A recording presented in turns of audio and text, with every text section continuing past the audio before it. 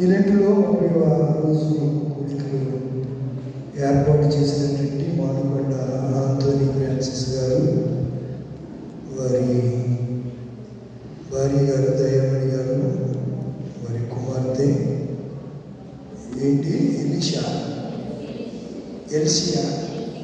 LC glory Joel కుమారుడు, అలాగనే ఎల్లమిల్లి కరుణకుమారి గారు, పౌలు గారు నేటు వారి ప్రభు సన్నిధిలో ఉన్నారు. వారి కుమారుడు ఆనంద్, సతీష్, ఈ కుటుంబాలు కలిసి 30వ రోజు శిలువ సువార్త కూటాన్ని ఏర్పాటు చేశారు. కూడికను ఏర్పాటు చేసిన కుటుంబాలను బట్టి వారిని అభినందిస్తూ దేవుడు మిమ్మల్ని ఆశీర్వదించాలని మనస్ఫూర్తిగా దేవునికి ప్రార్థన చేస్తూ ఉన్నాను. అంత మాత్రమే కాకుండా ఉత్తర ప్రచుర రీతిగా వాక్యాన్ని చదివి వినిపించి, అలాగే పత్రిక పాత నిబంధన వాక్యము, అలాగే సువార్త వాక్య భాగాలు చదివి వినిపించిన బిడ్డలకు, ప్రార్థించినటువంటి సోదరికి, వీళ్ళందరికీ కూడా ఉన్నతమైన క్రీస్తు శ్రేష్టమైన నామములో ప్రభు పేరట ఈ 30వ రోజు ప్రశస్త రాత్రి వేళ ప్రత్యేక శుభాలు, వందనాలు తెలియజేస్తూ ఉన్నారు. ఏదో బ్యాడ్ స్మెల్ చచ్చింది చూడడం భరించలేకపోతున్నా. ఎవరైనా బాగులేదన్నారు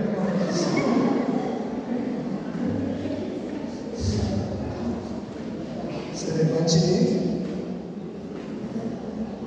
ముక్కు బాగా పనిచేయాలన్నమాట. మా ఇంట్లో అంటారు, ఇలా పోలీసు వాడు అవ్వలేదు, వాసనలో బస్కెట్టేది అంటారు. అంత బాగా ఎలాంటి స్మెల్ అయితే కంపల్సరీ దాన్ని నేను ఆలోచన చేయగలుగుతూ ఉంటాను. సరే, మంచిది. ప్రభునందు ప్రియమైనటువంటి దేవుని పిల్లలారా, ఈ ప్రశస్త రాత్రి వేళ 30 రోజుల వరకు చేసాం. మన అంశం ఏంటి చెప్పండి? కాఠిన్యము. మీనింగ్ ఏంటంటారు? కాఠిన్యము అంటే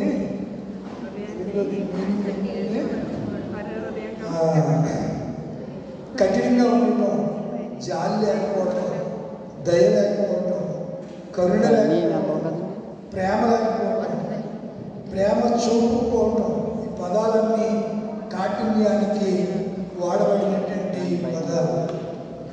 ఎందుకు ఈ కాఠిన్యం అనే అంశాన్ని ఈరోజు ఇవ్వబడిందంటే, యేసు ప్రభుని వాళ్ళందరూ కూడా పీతోరియము అనే అధికార మందిరంలోనికి ఆయన్ని తీసుకుని వెళ్ళారు. తీసుకుని వెళ్ళి వారు సైనిక సంపత్తిని, సైనిక బలగాన్ని ఒకసారి పరీక్ష చేసుకున్నారు. ఎక్కడ? పీతోరియము అను అధికార మందిరములో వారు ఆ రీతిగా సమకూర్చబడడం అనేది మనము చూడగలుగుతూ ఉన్నాం. పీతోరియము అనే ఈ పదం గాడ్స్ అనే పదానికి కూడా సూచనగా కనబడుతూ ఉంది. వీటిని ఇంకా కొంచెం డెప్త్లోకి వెళ్తే సోల్జర్ అంటే సైనికులు అనే పదంతో దీన్ని ఆక్స్ఫర్డ్ యూనివర్సిటీ వాళ్ళు దీన్ని సోల్జర్ అనే పదానికి దీన్ని సంబోధించారు, ఆక్స్ఫర్డ్ యూనివర్సిటీ. అయితే బైబిల్లో ఈ మార్కు సువార్త 17:16, ఫిలిప్పీ 1:13 వచనము, అలాగే యోహాను 18:28, 19:8, అపోస్తుల కార్యగ్రంథము 23:35. మీరు ఎలాగ మార్కు సువార్త చదివేస్తారు కదా, ఫిలిప్పీ రాసిన పత్రిక 1వ అధ్యాయం 11వ వచనం చదవండి. నా బంధకములు క్రీస్తు నిమిత్తమే కలిగినవని పీతోరియము సేనలోని ఏమైంది అంట? నాకు బంధకాలు ఎందుకు కలిగాయి? క్రీస్తు నిమిత్తమే. ఇప్పుడు క్రీస్తు శ్రమలు ఎందుకని శ్రమలు అనిపిస్తున్నాడు చెప్పండి? ఎందుకోసం శ్రమలు అనిపిస్తున్నాడు? చాలా దినాల నుంచి మనం ధ్యానం చేస్తూ వస్తున్నాం. శ్రమలు ఆయన కొరక మన కొరక? శ్రమలు మన కొరకు. యేసయ్య శ్రమలను అనుభవిస్తూ ఉన్నాడు. మరి ఇక్కడ ఆలోచన చేస్తే మార్కు గారు రాశారు ప్రీతోర్యమును ఒక సైనిక సంపత్తిని గురించి, సైనిక సోల్జర్స్, సైనికుల యొక్క ఆ పటాలను గురించి మాట్లాడుతున్నాడు. రాను రాను చూడండి, మీకు తెలుసు లేదో, సాల్వేషన్ ఆర్మీ అంటారు. ఏ ఆర్మీ? సాల్వేషన్ ఆర్మీ అని ఒక మిషనరీ సంస్థ ఉంది భారతదేశంలో. ఒక మిషనరీ సంస్థ ఉంది. కృష్ణా జిల్లాలో ఎక్కువగా సాల్వేషన్ ఆర్మీ కనపడుతూ ఉంటుంది. వాళ్ళు బట్టలు కూడా అలాగే వేసుకుంటారు. పైన ఇక్కడ లోగో కూడా ఉంటుంది. ఆర్మీ వాళ్ళు ఏ రీతిగా అయితే లోగో ఉంటుంది అలా లోగో ఉంటుంది వాళ్ళ షర్ట్ మీద. ఆర్మీ, సైన్యం. రాను రాను వీళ్ళు ఒక సైన్యంగా ఏర్పడ్డారు. అసలు ఈ ప్రీతోర్యం అనే మాట జాతీయ వినండి కాసేపు అనే మాట ఊడికెట్టించుకున్నప్పుడు మీరే అందరూ చేస్తారండి. మాటలు నిశ్శబ్దంగా ఉంటారు. ఇంట్లో కాల్సిందైనా మీరు అలా అర్థం చేస్తే నా కాన్సన్ట్రేషన్ ఎంతగా ఉంటుంది. నేను అన్నీ గమనిస్తూ ఉంటాను. కొన్నిసార్లు బాధేస్తూ ఉంటుందన్నమాట. ఇంత వాక్యం చెప్పి ఇంత స్టడీ చేసి మోకాళ్ళ మీద ఉండి ప్రార్థన చేసి ప్రభుత్వ వర్తమానాన్ని చెప్తుంటే వీళ్ళు ఏదో నామకాహంగా వింటున్నారని బాధేస్తుంది. అలా సేవకుడు బాధపడితే మీకే నష్టం. తర్వాత ఇంకా నేను డెప్త్కి వెళ్ళాను అనుకోండి బాగోదు. అలా సేవకుడు హృదయం రుచుకోకూడదు. మిమ్మల్ని బట్టి సేవకుడు ఏం చేయాలి? సంతోషించాలి, సంతోషపడాలి సేవకుడు. అంతేగాని ఆనందపడదు. ఆనందంతో విత్తనాలు చల్లాలి తప్ప కన్నీటితో విత్తనాలు చల్లాలి, ఆనంద బాష్పాలతో విత్తనాలు చల్లాలి. ఎందుకంటే కొంచెం కొద్ది నిమిషాలు జాగ్రత్తగా వినడానికి ప్రయత్నం చేయండి. రాను రాను ఇది ఒక సంస్థగా, ఒక గ్రూపుగా ఏర్పడిపోయింది.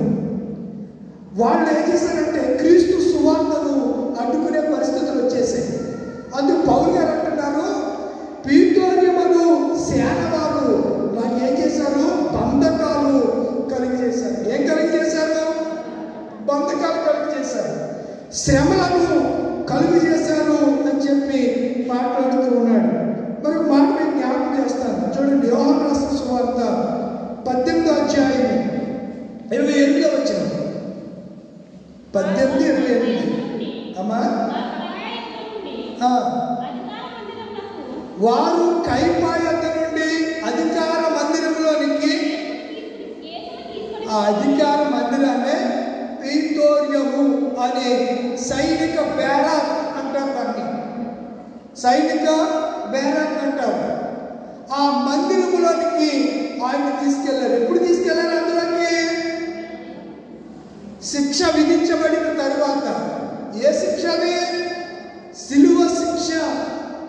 పిలాతు విధించిన తర్వాత ప్రజలందరూ కోరిక మేరకు యేసు ప్రభు వారికి సిలువ శిక్ష విధించిన తర్వాత ఆ శిక్షను అమలు చేయడానికి రోమా సైనికులందరూ కూడా అధికార మందిరంలో సమావేశమయ్యారు.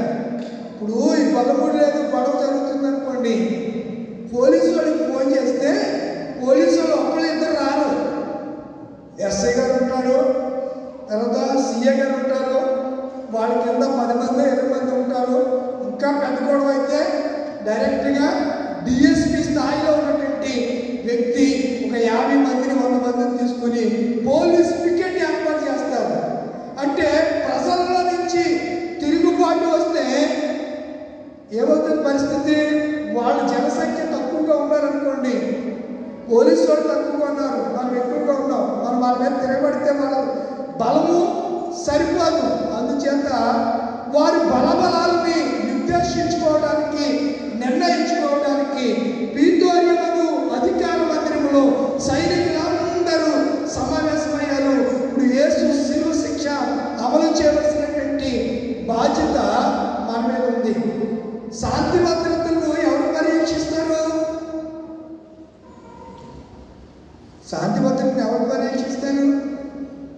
మన సంఘంలో చెప్తున్నా, మీకు ఇలాగ అర్థమవుతుంది. మీకు అలా పాలిటిక్స్ తెలియదు, మీకు అసలు జీకే ఏమీ లేదు. మీకు జీకే అంటే అసలు కరెంట్ అఫైర్స్ అంటే అసలు తెలియదు మీకు. ఆలోచించేయండి. ఇప్పుడు సంఘమే ఉంది, మీరు సంఘంలో ఏదన్నా ఇద్దరు మధ్య గొడవ వస్తే ఎవరి దగ్గరికి వెళ్తారు? పెద్దోళ్ళ దగ్గరికి వెళ్తున్నారా? ఇంకేంటి? అలాగైతే అర్థమై సావాలి మీకు. సంఘ పెద్దలు మా వల్ల కాదంటే ఇరు వర్గాలు వెళ్ళి పోలీస్ స్టేషన్లో కేసు పెడతారు. అప్పుడు కూడా సంఘ పెద్దలు వెళ్ళాలి పోలీస్ స్టేషన్కి. వీళ్ళ వాద్యం కరెక్టా కాదని సంఘ పెద్దలు వెళ్ళి చెప్పాలి పక్షాన్ని. ఇలా జరిగిందంటే సో పెద్దరెడ్డి వచ్చాడు మొదలెట్టరా అని మళ్ళీ జరిగిన సంగతి అంతా అక్కడ చెప్పాలి. వాడు రైటర్ ఉంటాడు. ఏముంటాడు? ఎవరుంటారు? రైటర్ ఉంటాడు. రైటర్ అన్నీ రాసుకుంటాడు. ఆ రైటర్ వీళ్ళు చేసే ఆ మాటలకి, వీళ్ళు చేసే పనులకి ఏ సెక్షన్లు వర్తిస్తాయో సెక్షన్లన్నీ కూడా ఈ మాటల వెనకాల సెక్షన్ కూడా మెన్షన్ చేసి ఎఫ్ఐఆర్ తయారు చేస్తూ ఉంటారు. అలాగనే ప్రియమైన దేవుని పిల్లలు, సైనికులందరూ కూడా యేసును ఏం చేద్దాం, ఎలా శిక్ష అమలు చేద్దాం? యేసును ప్రేమించేవారు ఉన్నారు, యేసును వెంబడించేవారు అనేకులు ఉన్నారు. ఒకవేళ ఆ జనసంఖ్య మన మీద తిరుగుబాటు చేస్తే మన పరిస్థితి ఏమిటి అని వాళ్ళు ఏం చేశారంటే సైనిక సంపత్తిని సమకూర్చుకుని యేసును ఆ శిక్ష అమలైనట్టే ప్రీతోరిమను సమాజ మందిరంలోనికి, అధికార మందిరంలోనికి అక్కడికి యేసును తీసుకుని వెళ్ళారు. రోమా సైనికులు తమ డ్యూటీ కోసం ప్రాణ త్యాగానికైనా వాళ్ళు వెనుదిరిగారంట. అంత నియమ నిష్ట వారు కలిగి డ్యూటీ చేస్తూ ఉంటారు. ఇప్పుడు భారతదేశానికి బిఎస్ఎఫ్ అంటారు, బోర్డర్ సెక్యూరిటీ ఫోర్స్ అంటారు. ఎక్కడుంటారు వాళ్ళు? సరిహద్దుల్లో ఉంటారు.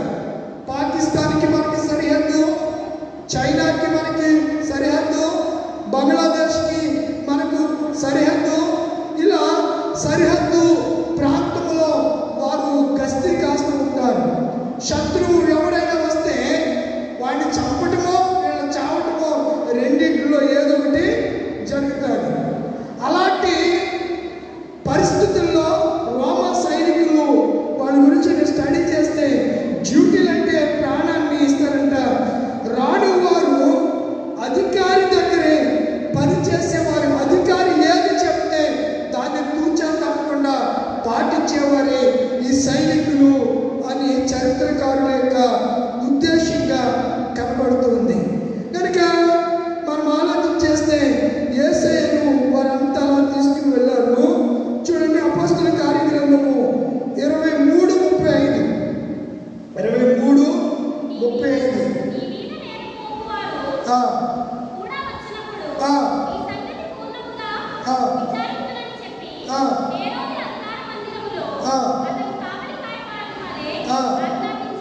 ఏ మందిరం అది?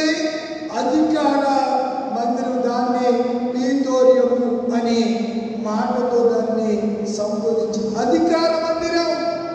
వీళ్ళు ఎప్పుడు రాజు దగ్గరే పనిచేస్తూ ఉంటారు. రాజాజ్ఞను శిరస వహిస్తారు, శిరస వారు పాటిస్తారు అనే సంగతిని నేను మీకు జ్ఞాపకం చేస్తున్నాను.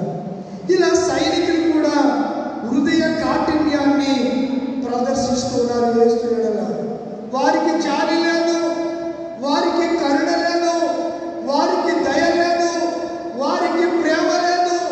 వారు రాజాజ్ఞనే పాటించడానికి, రాజు ఏదైతే చెప్పాడో దాన్ని చేయడానికి వారు డ్యూటీలు చేయడానికి సిద్ధపడుతున్నటువంటి విధానాన్ని మనము చూడగలుగుతూ ఉన్నాము.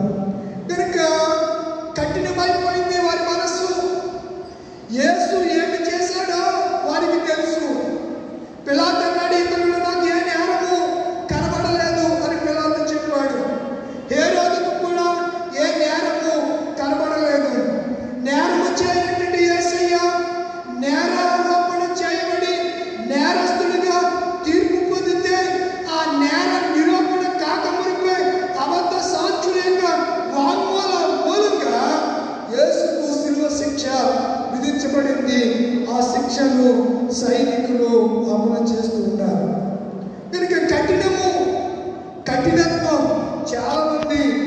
చాలా కఠినంగా ఉంటారు. ఎంత కఠినం అంటే అంటారు వీడికి అసలు జాలి, దయ, కనికరం, కరుణ ఏమీ లేవు అన్నట్లుగా చాలామంది మాట్లాడుతూ ఉంటారు. కనుక నా ప్రియమైనటువంటి దేవుని పిల్లలారా, దైవ జనాంగమా, మనం ఆలోచన చేస్తే కాఠిన్యము అనే మాటను మీకు ఒకసారి ఇంకా కొంచెం డెప్త్లోకి వెళ్ళి ఆలోచన చేద్దాం. యోబు గ్రంథము 39వ అధ్యాయం 16వ వచనం చదువుకుందాం. యోబు గ్రంథము 39:16.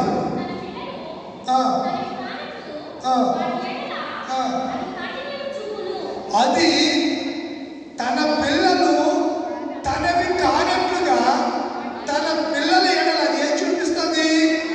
ఏదన్నగా పక్షిరాజు కాఠిన్యం చూపిస్తూ ఉంటారు. ఎందుకు? ప్రేమ ఉంది దానికి. ప్రేమ లేక కాదు. తన పిల్లలకి ఏం రావాలి? ఎగట్లు రావాలి. తమ పిల్లలు శత్రువు వారి నుంచి తప్పించబడాలి. కాఠిన్యం. తండ్రి కొన్నిసార్లు బిడ్డలకు ఎలా కనపడతారు చెప్పండి? అయ్యి బాబు మన పళ్ళైపోతున్నారు అంటాడు ఒక్కొక్కడు. ఆ నాన్న చదవరా అంటే వీడికి ఎలా ఉంటుంది? టార్చర్ అంటాడు. నాతో అంటాడు, సార్ మా డాడీ టార్చర్ భరించలేకపోతున్నానండి. ఏంటంటే టార్చరు మా నాన్న పెట్టి టార్చర్. డాడీ ఏమంటాడు చెప్పండి? ఏమంటాడు? ఒరే బాగా చదవరా, కాలేజీ ఎప్పుడైపోయిందిరా? 5 అయింది కదా, 5ంటికి నీ కాలేజీ అయిపోద్ది. నువ్వు ఎన్నింటికి వచ్చావు? 7 అయింది. ఇప్పుడు దాకా ఎక్కడ ఉన్నావురా అని అడిగితే ఆ నాయనాడికి వచ్చాడు కాదు. అర్థమవుతుందా? ఆడపిల్లలు కూడా అలాగే ఉన్నారు. ఫ్రెండ్స్తో షికారు చేసి ఐస్ పార్లర్కి, ఇంకేంటి ఐస్ పార్లర్కి వెళ్తారు. తర్వాత ఇంకేం పార్లర్లు ఉన్నాయి? డ్రింక్ షాపులు, కూల్ డ్రింక్స్, లేకపోతే జ్యూస్. ఈ మధ్యన ఎక్కడ చూసినా జగజగగా కూర్చుంటున్నారండి. ఎప్పుడన్నా కొంచెం ఇబ్బందిగా ఉండి జ్యూస్ తాగినామని అంటే మొత్తం అంతా ఎలా కనపడతా ఉంటారు. ఇంకా అందుకని అక్కడే నిలబడి తాగేసి నెలలు వచ్చేస్తున్నాం. ఎందుకు వచ్చి కూడా వాళ్ళ మాటలు వినలేము. వాళ్ళ మాటలు వినలేము. తండ్రి ఒకవేళ అడిగితే తండ్రి పిల్లలకి ఎలా కనపడుతున్నాడు? కఠినుడిగా కనపడుతున్నాడు. మా నాన్నకి నా మీద ప్రేమ లేకన్నా నిన్ను అలా పెంచుతుంది. నువ్వు అడిగినప్పుడల్లా పాకెట్ మనీ ఇచ్చి, నీకు పుస్తకాలు కావాలంటే పుస్తకాలు కొని, నీకు ఏం కావాలంటే అన్నీ చేసే తండ్రిలో ప్రేమ లేక కఠినుడిగా కనపడుతున్నాడా నీకు? కాదు, నీ మేలు కోరి నీ తండ్రి నీకు కఠినుడిగా కనపడుతున్నాడు. కానీ ఒకసారి అది ఆయన చిరిగిపోయి బట్టలు వేసుకుంటాడండి. మీకు మంచి బట్టలు కొంటాడు తండ్రి. తల్లిదండ్రుల ప్రేమ అలాంటిది. వాళ్ళకి లేకపోతే క్రిస్మస్ పండుగకి వాళ్ళకి లేకపోయినా పిల్లలకి ఏం చేస్తారు? కొంటారా? కొంటారా? మరి అలాంటి తండ్రిని పిల్లలకి ఎలా కనపడుతున్నాడు ఈరోజు? కఠినుడిగా కనపడుతున్నాడు. అయితే యేసు పట్ల వారు ప్రదర్శించిన కఠినత్వం వేరు, తండ్రి బిడ్డల ఎడల కనపరిచే కఠినత్వాలు 2 డిఫరెన్స్, 2 టైప్స్. ఒకటి తండ్రి కఠినత్వం, రెండవది కొంతమంది నిజంగానే కఠినాత్ములుగా ఉంటారు. కఠినమైనటువంటి బండపారి, ఓడిపారి, వాళ్ళు ఏమంటారంటే ఒక విధంగా మొరటతనంగా వ్యవహరిస్తూ ఉంటారు కొంతమంది. యేసు పట్ల వాళ్ళు అలాగే వ్యవహరించారు. వారి విధానం కొంతమంది టీచ్ చేసే పరిస్థితి కూడా సరిగా ఉండదు. పోలీసు వాళ్ళు ఒకసారి లాఠీచి కొట్టిన తర్వాత ఇంటికి కొడుతున్నామంటే ఆ నోటంటే మాటలు వినాలి. చక్కగా ఆ భాష బాగుంటుందా? మంచి వండర్ఫుల్. నేర్చుకోవాలంటే మనగా ఆ దగ్గరికి వెళ్ళిపోతే వచ్చేద్దాం మనకి. వచ్చింది 2 రోజులు అక్కడ కూడా తిరిగి డెక్కన్ డ్రైవ్ అక్కడక్కడ ఉంటాం కదా. అప్పుడు ఆ తిట్లు మనం విన్నామంటే బ్రహ్మాండంగా వచ్చేది. ఇంట్లోనే వచ్చేస్తాయి. ఇప్పుడు జబర్దస్తులు అవి చూస్తే వాళ్ళు ఎలా తిడతారో అయ్యే నేర్చేసుకుని పిల్లలు మాట్లాడేస్తున్నారు. మొన్న పిల్లోడు వాళ్ళ అమ్మని అంటున్నాడు, నువ్వు ఎక్కువ మాట్లాడితే పగిలిపోతుంది. కానీ ఏంటంటే అది అప్పలే. ఈ డైలాగ్ ఎక్కడదే? సినిమాల్లో ఉన్నాయి. ఎక్కువ మాట్లాడితే అమ్మకి ఏం పడిపోతుందంట, తిరిగిపోద్ది. వాడికి తెలియదు అసలు ఆ మాట నీకు తెలియదు అని అంటాడు అంతే. ఆడెవడో దేవసానుడు ఆ సీరియల్లోనో ఆ టీవీలోనో మాట్లాడతాడు, ఆ మాట పట్టుకుని వేరే మాట్లాడే పరిస్థితులు వచ్చేసాయి. కనుక మన ప్రొనౌన్సియేషను, మన విధానం, మనం మాట్లాడే తీరు, మన వ్యక్తులైనా మనం వ్యవహరించే పరిస్థితులు చాలా అంత కఠినాత్ములైన వారిని కూడా రాత్రి వేసే ఏమన్నా చెప్పండి, తండ్రి మీరేం చెప్పండిలా ఎట్లేదా రాత్రి ఇంత కఠినాత్ములు, ప్రేమ లేని వాళ్ళు, దయ లేని వాళ్ళు, ఏమి లేని నిరంకుశులైనటువంటి హిట్లర్ కన్నా దౌర్భాగ్యం మాట్లాడాలి. హిట్లర్ ఏం చేసేవాడు తెలుసా? యూదుల్ని గొయ్యి తవ్వనివాడు. గొయ్యి తవ్వాక నుదుటి మీద కాల్ చేసేవాడు. వెంటనే గోతులు పడితే బుల్రాజర్తో ఏం చేసేసేవాడు, మట్టేసేసి చంపేసేవాడు. ఎవరు? హిట్లర్. Dolphin Hitler. వాడికి మేసం ఇంత లాగుండి ఇక్కడ నుంచి ఉండదు, ఇంత మేసం ఉంటుంది. మోసేసా ఇక్కడ మేసం ఉంటుంది. ఆఖరికి ఆ కఠినాత్ముడు, ఆ కర్కశుడు ఎలా తెచ్చిపడి తెలుసా? బంకర్లు ఉంటాయి. ఏముంటాయి? బంకర్లు ఉంటాయి. ఆ బంకర్లోకి వెళ్ళి ఆత్మహత్య చేసుకుని చచ్చిపోయాడు. ఎందులోకి వెళ్ళి? బంకర్లోకి వెళ్ళి ఆత్మహత్య చేసుకుని చనిపోయాడు డాల్ఫిన్ హిట్లర్. కనుక కఠినాత్ములు ఎందుకు వారి హృదయాలు బండబారిపోతున్నాయి? ఎందుకు వారు కఠినంగా ఆ దినాన్న యేసు పట్ల వ్యవహరించారనంటే, వారు రాజు ఏది చెప్పాడో దాన్ని బట్టి వారు కఠినాత్ములుగా ఎవరు మారిపోయారు? సైనికులు మారిపోయి. ఆడ మారిపోయారంటే ఉద్యోగం జీవించే వాళ్ళు ఏం చెప్తే అది చెయ్యాలి కదా, వాళ్ళు అది చేశారనుకోవచ్చు. తన స్వకీయులైనటువంటి యూదులకి ఏమైంది? యూదులు ఆయన ఏమన్నా అన్నాడా? ఆయన ఏమన్నా ఏ కార్యాలు చేయలేదా? గుడ్డోడికి కళ్ళు ఇచ్చాడు, కుంటోడికి కాళ్ళు ఇచ్చాడు, చెవిటోడికి వినికిడిచ్చాడు, మోగోడికి మాట ఇచ్చాడు. ఎన్నో గొప్ప కార్యాలు ఆయన చేశాడు. ఏమి చేశాడని వారు ఆయన మీద కక్ష పెంచుకున్నారు. ఆయన పట్ల అంత కఠినంగా వ్యవహరిస్తూ సిలువ వేయండి, కొరడాలతో కొట్టినా సరే వాళ్ళు హృదయాలు మారలేదు. అందుకే కొరడాలతో కొట్టించిన తర్వాత యేసుని పిలాతు బయటకు తీసుకొచ్చి, చూడండి మొలకరిట దారి అయిన ఈ ఓదారణ వస్త్రాలను యేసుడు, ఇదిగో ఈ మనుషులు అన్నా సరే వారి మనసులు మారలేదు. అర్థమవుతుందా మీకు? అన్నా సరే వారి మనసులు మారలేదు. ఎంత కఠినంగా ఉండి, ఎంత కఠినంగా వారు వ్యవహరించారు యేసు పట్ల అని మనము ఆలోచన చేయాలి. ప్రశస్త రాత్రి అని నేను మీకు మనవి చేస్తూ ఉన్నాను. మార్కు సువార్త 3వ అధ్యాయము 5వ వచనాన్ని కూడా చదువుకుందాం. మార్కు సువార్త 3వ అధ్యాయం 5వ వచనం. ఏంటమ్మా? ఆయన వారి హృదయ కాఠిన్యములకు ఎవరు దుఃఖపడ్డారు? చెప్పాలి, యేసయ్య. ఆ ప్రజల హృదయ కాఠిన్యానికి దుఃఖపడి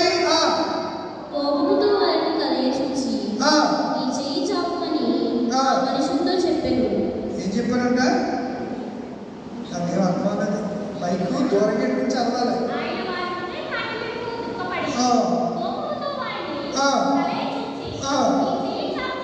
నీ చెయ్యి చాపుకొని వాడెవడు? ఊచ కుడి చెయ్యి, ఊచ చెయ్యి కలిగిన వాడు. వాళ్ళు కఠినులై స్వస్థత చేయకూడదు అంటున్నారు. వాళ్ళు ఎవరు? చర్చిలో కట్టిన సంఘ పెద్దలు. చర్చిలో సంఘ పెద్దలు స్వస్థత ప్రార్థన చేయడానికి వీల్లేదంటున్నారు. ఆయన వారి హృదయ కాఠిన్యానికి కోపపడి వాడిని అన్నాడు, రేపు చెయ్యి చాప అన్నాడు. వాడు చెయ్యి చాపని వాడు చెయ్యి ఏమైపోయింది? ఓచ కుడి చెయ్యి ఏమైపోయింది? బాగుపడిపోయింది. దేవుని నామానికి స్తోత్రం కలుగును గాక. ఆమేన్. గనుక వారి హృదయ కాఠిన్యం చాలా మందికి, ఒకడు ఆరోగ్యంగా ఉన్నా కొంతమందికి ఇష్టం ఉండదు. ఆరోగ్యంగా ఉన్నా దానికేంటి కుర్చీ ఎక్కువంట, నీకు ఇవ్వలేదని దేవుడిని అడుగు. పక్కోడు ఆరోగ్యాన్ని బట్టి నువ్వెందుకు ఏమంటావు? నీకు ఆరోగ్యం లేదా? ఆయన అన్నాడు, నేను స్వస్థపరచు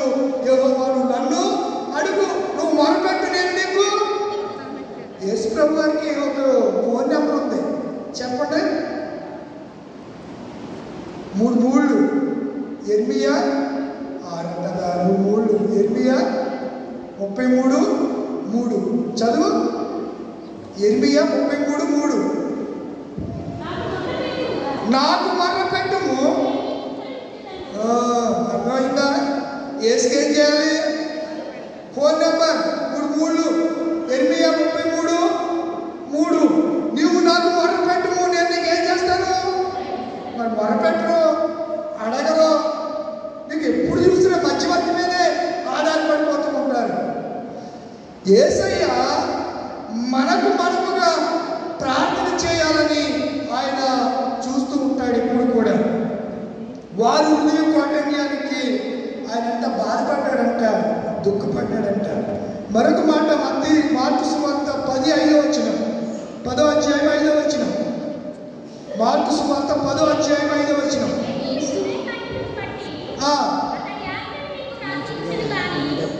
అతడు మీ హృదయ కాఠిన్యమును బట్టి ఈ ఆజ్ఞను మీకు రాసి ఇచ్చను కానీ సృష్టాది నుండి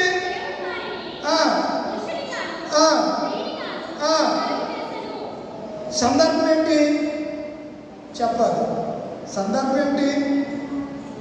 నేను పెళ్లి చేసుకున్నాను, మా ఆవిడకి నాకు గొడవ వచ్చింది, ఇలాగ ఇవ్వచ్చా ఇవ్వకూడదని వచ్చి అడిగాడు అక్కడ. అర్థమవుతుందా? ఏంటి? మా ఆవిడకి ఇడాకులు ఇవ్వచ్చా ఇవ్వకూడదా, నేను దాన్ని విడిచిపెట్టి ఇంకో దాన్ని చేసుకోవచ్చా, మీ భాషలో చెప్తున్నాను, ఇంకో దాన్ని చేసుకోవచ్చా అని వచ్చి అడుగుతున్నారు. అప్పుడు యేసయ్య అంటున్నాడు, మీ హృదయ కాఠిన్యం బట్టి మోషే ధర్మశాస్త్రంలో అలా రాశాడు కానీ సృష్టి ఆది నుంచి అలాగూ లేదు. ఆదాముని అమలు చేసి మీరెందరూ ఏకశారీరంగా ఉంటారు కానీ ఆదామా అవ్వకు విడిచిపెట్టి అని చెప్పాడా? ఒక మాట మీకు బాగా తెలుసు, పెళ్ళిళ్ళైన వాళ్ళు బాగా చెప్తుంది, దేవుడు జతపరిచిన వారిని అంటారు. వీళ్ళెందరూ ఏకశారీరం. నీవు ప్రమాణం చేద్దాం కదా, నేను చేశానులే, వ్యాధి మందులు, బాధ ఎందులు, కష్టమందులు, రోగమందులు, దుఃఖమందులు, కలిమి ఎందు, లేమి ఎందు ఇతరులను ఎవరిని ఆశించకుండా ఈమెతోనే కాపురం చేయదువా అంటే అలా ఏం చెప్తారంటే ఆ పేరు పెట్టి చెప్పాలి. కాపురం చేయండి ఎవరితో? మాస్టర్ గారితోనా? ఎవరితోటి? ఆ పేరు ఎవరికి ఆవిడకి ఏం చెప్పాలి? చంద్రశేఖర్ గారితోనే కాపురం చేయదు అని చెప్పాలి. పెళ్ళైన మంచిగా నేర్చుకుంటారు. రేపు పొద్దున్న ప్రమాణాలు చెప్పినప్పుడు ఓజేసా నేర్చుకో. మీ ఆవిడ పేరు ఆ రోజు అసిద్ధపరిచిన వధువు పేరు ఏదైతే ఆ పేరు పెట్టి అమ్మా నీ పేరు చెప్పి నీతోనే కాపురం చేయదు అని చెప్పాలి. చాలా మంది అప్పుడు మాస్టర్ గారు అంటారు ఎవరితో కాపురం చేయదు అని అడుగుతాడండి. అప్పుడు చెప్తాడు ఎవరితో అని. కొన్ని మీరే కాదు వీళ్ళ అలాగే చెప్తారు. ఎవరు? నేను కూడా అలాగే ఎవరితో కాపురం చేయదు అంటే కాపురం చేయదు కొన్ని పలానా ఆ పేరు చెప్పరు. కానీ పెళ్ళైపోయాక అందరూ ఎవరు ఏమన్నా పిలుస్తారు, పెళ్ళాక ఏమని పిలుస్తారు? పేరు పెట్టి. అప్పుడు పిలవలేమండి. భర్తను ఎప్పుడు కూడా పేరు పెట్టి పిలవకూడదు. ఎవరైనా పిలిచి కూడా ఉన్నారా అలాగా? సుబ్బారావా సుబ్బారావా సుబ్బారావు నిన్నే, కొంతమంది యాయో నిన్నే చాలా మంది సుబ్బారావు. అర్థమవుతుందా మీకు? పేరు పెట్టి ఇప్పుడు సందర్భం అది ఇంటిలో మీరు ఎందుకు అంటున్నారండి సుబ్బారావు అన్నాడు. కొంతమంది మా బామ్మని భార్య రెండోవాడు రోజుని జోష్వా మీ బావకి ఏకన్నాడు అన్న. ఒకసారి అన్నాను, మళ్ళీ రెండోసారి జోష్వా నిన్నే మీ బావకి ఏకన్నాడు అన్న. కూర్చోబెట్టి అమ్మా భర్తని అలా పేరు పెట్టి పిలవమని బయటకు చెప్తుందా లేకపోతే సొసైటీలో ఎవడన్నా చెప్పాడా మీకు అన్నాను. లేదన్నయ్య ఫస్ట్ నుంచి అలవాటు అయిపోయింది. ఇంకెప్పుడు నా ఎదురుకుండా నువ్వు ఒక ఆమె ఇంట్లో పెంచుకోండి అంతే తప్ప నా ఎదురుకుండా జోస్మా అని పిలిచామంటే బాగోదు నీకు అంటే ఓ 6 రోజులతో మాట్లాడుతూ మానేసింది. ఓ 6 రోజులతో మాట్లాడలేదు. తర్వాత ఆమె జ్ఞానోదయం కలిగి స్టిఫెన్ పాల్ గారు చెప్పారంట. నేను చెప్పిన మాటలే స్టిఫెన్ పాల్ గారు చెప్పారంట. నీ భర్తని యజమానుడు యావంటే గౌరవంగా మాట్లాడాలని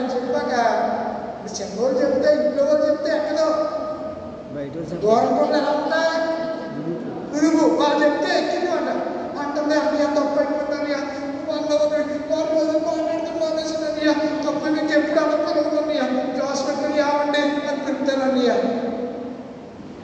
భర్తను ఎప్పుడు కూడా, అందుకే ఇక్కడ మోషే ఏమంటాడంటే మీ హృదయ కాఠిన్యం, మీ కాఠిన్యాన్ని బట్టి మోషే అలా రాశాడే కానీ సృష్టి ఆది నుంచి అలాగూ లేదు అని చెప్పాడు. ఎందుకంట కాఠిన్యం, మనుషులు కఠినత్వం కలిగి ఉంటున్నారు.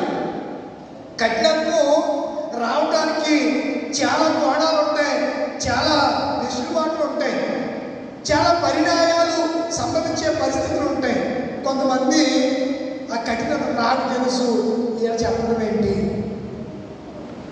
అందరూ పిహెచ్డి చేసేసిన వాళ్ళే, అందరూ అసలు పొట్ట చిక్కుని అసలు ఉండదు, అసలు బెల్లప్పులు చూడాలి మామూలుగా ఉండదు. డబ్బాలో గులకరాలు వేసి కొట్టుకుంటూ వేసి ఉంటుంది, అలా కొట్టుకుంటూ ఉంటారు.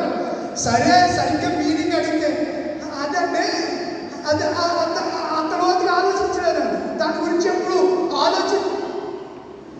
మనము ప్రతిదీ కూడా నేర్చుకునే విద్యార్థి ఎప్పుడు కూడా నేర్చుకునేవాడిగా ఉండాలి కానీ తెలిసిన వాడిగా ఉండడానికి వీళ్ళే నేర్చుకోవాలి. దేవుని బడి అనగా గుడిలో మనం ఎలా ఉండాలి?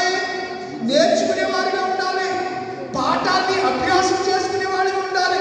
అంతా తెలుసు, ఏదో చెప్తారులే చెప్పని అని కఠినుడిగా మనం ఉండడానికి వీళ్ళని కఠినత్వం వల్లనే అనేక మంది కుటుంబాలు ఈరోజు సర్వనాశనం అయిపోతున్నాయి, హెచ్చరిపోతున్నారు. ఇలాంటి పరిస్థితులు నేటి సమాజంలో ఉంటే యేసు ప్రభు వారు అంటున్నారు, వాళ్ళు వచ్చి అడిగిన ప్రశ్నకు వారి కఠినత్వాన్ని గుర్తెరిగి శిక్షాదిని చెప్పాయి. అలా లేదు, దేవుడు అలా చెప్పలేదు. దేవుడు చెప్పలేదండి, కరెక్టే. ఎవరు చెప్పారు? మోషే చెప్పాడు. మోషేకి ధర్మశాస్త్రం ఎవరిచ్చాడు? దేవుడే ఇచ్చాడు. అయితే మోషే అక్కడ రాసినటువంటి మాటలు వారి పరిస్థితిని బట్టి ఆ మాటలు అంబేద్కర్ రాజశేఖర్ రాసిన అప్పుడు మన జాతి అణగారిన ప్రజలుగా ఉన్నారని చెప్పి మనకి ఏం రాశారు? రిజర్వేషన్ రాశారు. రిజర్వేషన్ ఫలాలతో మనం ఏం చేస్తామో చెప్పండి. చదువుకుంటున్నావా లేదా? లేదా ఫీజు కట్టాలంటే 1,00,000 కట్టాలి. ఈ సంవత్సరం ఏంటో లోకేష్ బాబు అప్పుడే వేసేసాడు ఫీజు, 1,05,000 ఫీజు వేసేసాడు. నా స్టూడెంట్కి అందరూ కూడా పొంగిపోతున్నారు. 1,05,000 ఫస్ట్ 44,000 వేసాడు, మొన్న 66,000 ఎంతో మొన్న వేసేసాడు. ఏ కాలేజీ ఎంత ఫీజు అయితే ఇంకా సెకండ్ సెమిస్టర్ అవుట్పుడిపే ఏం చేశాడు? డబ్బులు వేసేసాడు. వాళ్ళకి తెలిసింది, నాకు తెలిసింది ఎవరిని ఎక్కడ కొట్టాలో. రాజకీయ నాయకులకు తెలిసినట్టుగా మన ఎవరికి తెలియదు. రాజకీయ నాయకులు తెలిసిన వాళ్ళు పట్టుకుంటారు. ఇప్పుడు గతమంతా మర్చిపోతారు. గతంలో అవతల చేసి మేలన్నీ మర్చిపోయి దీన్ని పట్టుకుని ఆడుతారు. వేసేసాడు డబ్బులు వేసేసాడు. ఏం వేసేసాడు? రేపు పొద్దున డాక్టరే వేస్తాడు. డాక్టర్ వాళ్ళందరికీ డాక్టరే అంటున్నారు. ఇప్పుడు మా ఆవిడంతా ఎందుకు తీసుకున్నామంటే బాబు అనవసరంగా తీసుకున్నాం, రేపు చూసిన కడతానే ఉంటున్నాను, అప్పు పట్టుకు తీరలేదు. ఇంకా డాక్టర్ బట్టి నేను ఉండను బాబు, నేను డాక్టర్ ఉండమన్నా ఉండదు. ఆ డాక్టర్ మనకు అసలు వద్దు. ఏదో ఆశపడి వాళ్ళు అయ్యి ఇంత డాక్టర్ వాళ్ళకి గ్యాస్ ఇచ్చేస్తారంట, ఉచిత గ్యాస్ అవి ఇచ్చేస్తారంట, ఇల్లు ఇచ్చేస్తారంట, డబ్బులు వచ్చేస్తాయంట, మేకలు లోన్ వచ్చేస్తాయంట, గేదెలు లోన్ వచ్చేస్తాయంట, అవి వచ్చేస్తాయంటే ఇవి వచ్చేస్తాయంటే హాస్పిటల్ తీసుకుంటే అప్పు ఇప్పుడు తీరుతారని. మీకు అలాంటి అనుకుంటా మీకు తీరిపోయి ఉంటాయి. దాన్ని మీరు ఇంకా ఉంటా, ఇంకా అలా ఉంటానే ఉంటుంది. ఇది ఇలా కడతా ఉంటాడు, సీసీ లోన్ అంటాడు. ఏ లోను? అది అలాగే ఉంటుంది. మన దీనికి వేసేసి చక్కెర వడ్డీ, వారు వడ్డీ, అడ్డు వడ్డీ వేసి ఇంత కట్టించుకుంటాడు మనతోటి. అర్థమవుతుందా? ప్రతి ఓడు ప్రజలు దోచేసి పెట్టానండి. దోచేసుకునే వాళ్ళు ఎక్కువైపోయారు. మన సొమ్ము మనకు పెడితే మనల్ని దోచేసుకుంటుంది ప్రభుత్వం. ప్రజలు కూడా కొన్నిసార్లు ఇవన్నీ విడిచిపెట్టేసి మంచి చేసేవాళ్ళు కఠినంగా ఉంటారు, చెడ్డ చేసేవాళ్ళు అబ్బాయి తేని తేని అమెరికాలో ఉంట భార్యని ఉదయాన్నే లేచి హాని నా హాని అంటే నా తేని అన్నారంట. తేని అని టీకాస్ ఇవ్వకపోతే 100 ఎలా ఉంది మనకి డైలీ నెంబరు, ఆ నెంబర్ దగ్గరికి పోలీసులు తీసుకుపోతారంట. తెలుసా ఎవరినే? యూట్యూబ్ వచ్చేసింది కదా, చూడండి. మరి తెలియకపోతే తర్వాత ఇంటికి వెళ్ళాక ఎక్కడన్నా చూడండి. అమెరికాలో భార్య భర్తలు బాగుండి అని మీరు కొట్టారనుకోండి, మనస్పర్ధలు వచ్చి మనకులే కాదు ఇప్పుడు మీరు పెట్టేస్తున్నారులే గృహహింస చట్టం అంట, హెరాస్మెంట్, కట్నం. అసలు కట్నమే కాదు. నేను 20 లక్షలు కట్నం తెచ్చాను ఒక ఆమె కేసు ఏంటంటే, అయ్యారు నాకు ₹1,00,000 కూడా కట్నం ఇవ్వలేదండి, బాగుందని నేను అందంగా ఎర్రగా ఉంది కుర్రగా ఉందని చేసుకున్నానండి బాబా. ₹1,00,000 పెళ్లి ఖర్చులు కూడా నేనే పెట్టుకుని పెళ్లి చేసుకున్నాను. మా ఇద్దరికి గొడవ వచ్చింది, 50 లక్షలు ఇచ్చానన్నా కేసు వేసేసిందండి బాబా అంటున్నాడు. కేసు అయిపోసేసాక మళ్ళీ మనువర్తి కేసు వేసిందంట. ఏ కేసు? వాడు మంచి జీతగాడు, నెలలో నాకు మనువర్తి కింద నా మెయింటెనెన్స్కే డబ్బు. ఇప్పుడు ఇంకెక్కడికి వెళ్ళినా ఇప్పుడు చీరలకి సారీకి అన్నిటికి కూడా అడిగేవాళ్ళే. ఆ అష్ట కష్టాలు పడి పగలు రాత్రి కష్టపడి జీతం తెచ్చి ఏదో చేసుకుంటే కానీ అమ్మ బాబు నేను చూడాల్సలా నేను చూపు దీనికి ఎంటమే. ఇలాంటి కఠినత్వం ఇవ్వకుండానే ఇచ్చానని చెప్పే కఠినులు ఉన్నటువంటి సమాజం నేటి దినాల్లో మనకి తారసపడుతుంది. అలాంటి మనుషులు మీరు వినలేదా?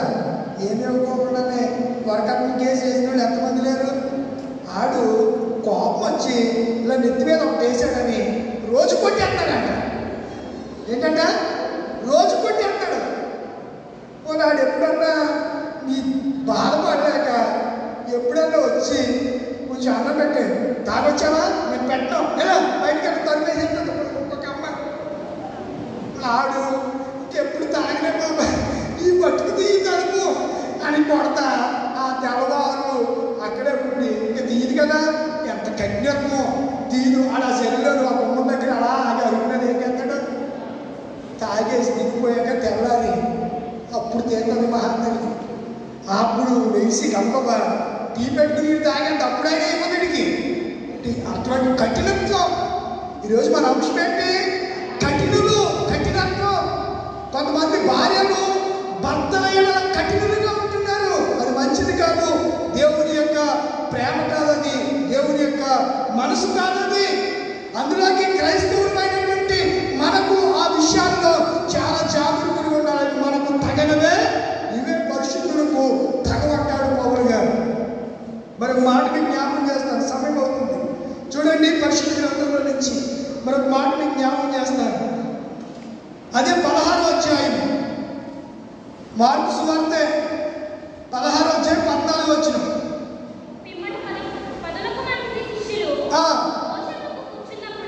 భోజనమునకు కూర్చున్నప్పుడు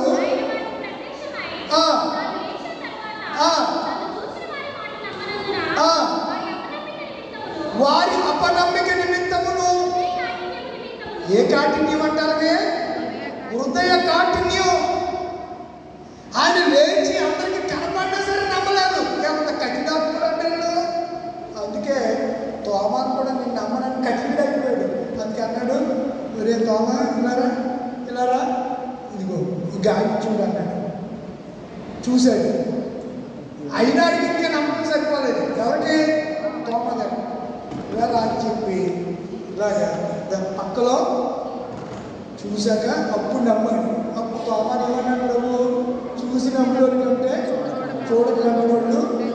అలాంటి కఠినాత్ముడు తర్వాత దేవుడి ప్రేమ కలిగి క్రీస్తు కొరకు భారతదేశం ఏమైపోయాడు? హతసాక్షి అయిపోయాడు.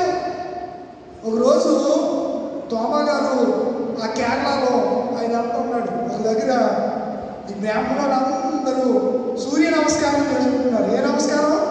సూర్య నమస్కారం చేస్తూ దోషులతో మీరు చూడండి ఆ కార్తీక మాసంలో దిగిన సూర్యుడు పెట్టి నీళ్ళు ఇలా ఎగరేస్తూ ఉంటారు. వాళ్ళు ఏం చేస్తారు?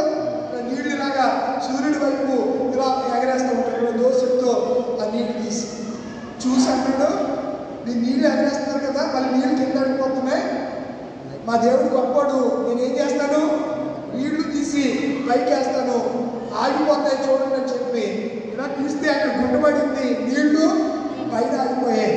వెంటనే వాళ్ళందరూ అదే సరస్సులో తోమతో ఏం పొందారు, బాప్తిస్మము.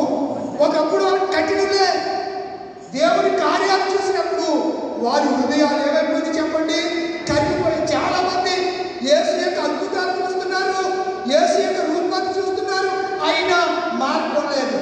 అక్కడ యూదులు సైనికులు కిరీటము ధరించిన యేసుని చూస్తున్నారు, నాటిక చాడవలే దున్నబడినటువంటి వీటంతా కొరడాలతో కొట్టబడినటువంటి యేసుని చూస్తున్నా వారి కఠిన హృదయం ఏమాత్రం కరగట్లేదు. వారి హృదయం ఏమి కరగట్లేదు, కర్కశంగా ప్రవర్తిస్తున్నారు. జాలి లేకుండా, దయ లేకుండా, ప్రేమ లేకుండా వారి ఇష్టానుసారంగా ఏం చేశారు, పాలుగారు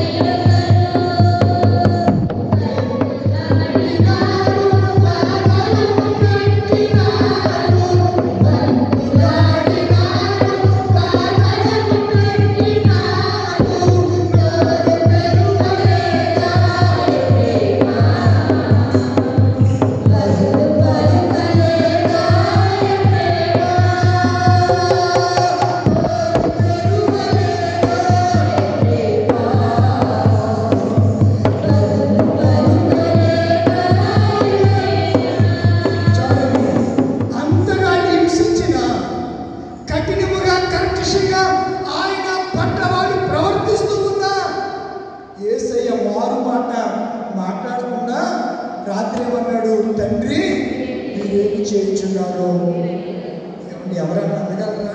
ఒక యేసు తప్ప ఈ ప్రపంచంలో ఒక భర్త తన భార్యను కొడితే ఏమంటుంది? నీ చేతులు అడిగిపోయి ఏమంటుంది? అందా అందా పొద్దున అందుకంటే అందా నీ చేతులు అడిగిపోనా, నీ కాళ్ళు పడుకోనా, తిట్టాడనుకో నీ నోరు పడుకోనా. ఒక ఆమె అలా ఆయన్ని నీకు జాటిమో చెదిరిపోతాడంటే అంతే.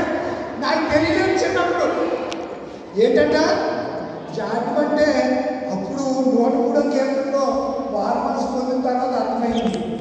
ఆయన నీ సంకటములన్నీ కుదుర్చువాడు, నీ రోగములను దయచేసి. సంకటం అంటే జబ్బు మాట. అంటే అలా కొట్టినప్పుడు ఏమంటారంటే నీకు జబ్బు వచ్చేయినా అని అర్థం. అర్థమవుతుందా? 103వ కీర్తనలో ఉన్నాయి ఆ విషయాలన్నీ కూడా. కనుక కఠినులుగా ఉండకండి. రాత్రి ముగింపులో వచ్చేసాను, ముగించేస్తాం, ప్రార్థన చేస్తాం. కఠినులుగా ఎలా ఉండొద్దు మనం చెప్పండి రా. కఠినులుగా ఉండకూడదు. హృదయాన్ని కఠినపరచుకోకండి. ఎన్నో దినాల నుంచి ఇప్పటికి 29 రోజులుగా దేవుడు వాక్యం వింటున్నారు. 30వ రోజు కూడా కాఠిన్యము అనే అంశాల గురించి ధ్యానం చేస్తున్నాం. ఇంకా హృదయం బండబారిపోయిందా, మొద్దుబారిపోయిందా, పశ్చాత్తాపం కలగలేదా? అయితే చెడిపోతావు. ఎరిగి ఎరిగి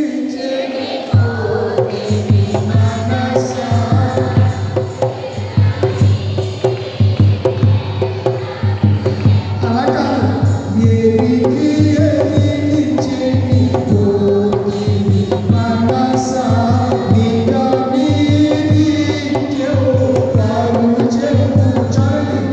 ఇంకా ఎంతకాలం హృదయాన్ని కఠినపరుచుకుని ఎరిగి ఎరిగి చెడిపోతున్నామేమో. ఈ రాత్రి అయినా ఏం చేద్దాం?